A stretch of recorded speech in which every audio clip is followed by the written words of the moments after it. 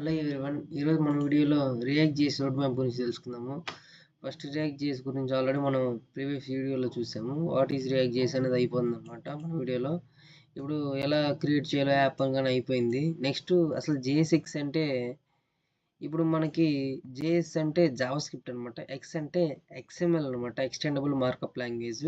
డైరెక్ట్గా Java స్క్రిప్ట్లోనే HTML కోడ్ని use చేసుకోవచ్చు. తర్వాత రియాక్ట్ కాంపోనెంట్స్ అంటారు అనమాట. లైక్ నేను ఆల్రెడీ ప్రీవియస్ వీడియోలో చెప్పాను, నావ్ బార్ అనేది ఒక కాంపోనెంట్ అని, హెడర్ ఒక కాంపోనెంట్, ఇలా ఇవన్నీ ఒక కాంపోనెంట్స్ అని చెప్పి ఇలా నేర్చుకోవాలన్నమాట. నెక్స్ట్ బేసిక్స్లోకి వచ్చేలోపు ప్రాప్స్ అని ఉంటుంది. అంటే ఒక పేజ్లో ఉన్న కంటెంట్ని వేరే పేజ్లోకి తెచ్చుకోవాలన్నమాట. నెక్స్ట్ స్టేట్స్ కానీ ఇంతే. ఒక స్పెసిఫిక్ డేటా కావాలంటే వేరే పేజ్ నుంచి ఇంకో పేజ్కి వెళ్ళటానికి, అంటే డేటాని తీసుకెళ్ళడానికి. నెక్స్ట్ ఈవెంట్స్ అనమాట. లైక్ ఇన్పుట్ దగ్గర క్లిక్ చేసినప్పుడు లేదా ఇన్పుట్ చేంజ్ చేసినప్పుడు ఇలా యూస్ చేసుకోవడానికి ఈ ఈవెంట్స్ అనేది చేయాలన్నమాట. నెక్స్ట్ కండిషనల్ రెండరింగ్ అంటే మీరు టెర్నరీ ఆపరేటర్ యూస్ చేసి ఉంటారు సీలో కానీ జావాలో కానీ. మనకి కండిషన్ తగ్గట్టు ఒక పేజ్ నుంచి ఇంకో పేజ్కి వెళ్ళటానికి రెండరింగ్ యూస్ చేస్తాము.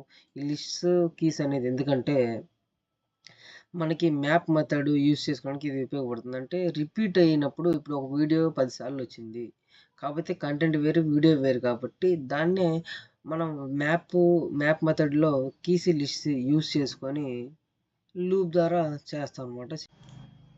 ఇంకా ఎవరైతే మన ఛానల్ సబ్స్క్రైబ్ చేయలేదో సబ్స్క్రైబ్ చేసుకోండి, పక్కనే ఉన్న బెల్ ఐకాన్ ఆన్ చేసుకొని మన వీడియోస్ ఎప్పుడు పెట్టినా మీకు నోటిఫికేషన్ అనేది వస్తుంది అనమాట. మన వీడియోస్ లైక్ చేయండి అండ్ షేర్ చేయండి.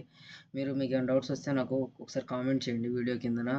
సింపుల్గా అయిపోతుంది. తర్వాత స్టేట్స్ అనేవి ఒక వేరియబుల్ స్టోర్ చేసుకొని సమ్ ఫంక్షన్స్ యూజ్ చేసుకుంటాం. యూజ్ ఎఫెక్ట్ అనేది లైక్ మనం డేటా ఏమైనా ఫెచ్ చేసుకొని ఏపీఎస్ యూజ్ చేసుకోవడానికి వాడికి ఉపయోగపడతారు అనమాట. యూజ్ కాంటెక్స్ట్ మన ఈజీగా అంతే యూజ్ చేస్తాము. యూజ్ రెఫ్ అనేది ఈ యూజ్ స్టేట్కి అనేది అడ్వాన్స్డ్ వర్షన్ అనమాట. యూజ్ స్టేట్లో మనము ప్రీవియస్ డేటాను స్టోర్ చేసుకోలేము. మళ్ళీ యూజ్ స్టేట్లో మనం వాల్యూ ఏదైనా తీసుకొని చేంజ్ చేసినప్పుడు పేజ్ మొత్తం రీలోడ్ అవుతుంది అనమాట.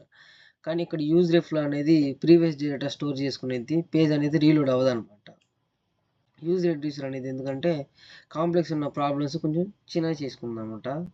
నెక్స్ట్ అడ్వాన్స్ కాన్సెప్ట్లో హుక్స్ యూస్ చేస్తాము. ఈ హుక్స్ కానీ అంతే, ఒక కొన్ని లాజిక్స్ అని ఇవి అని ఉంటాయి.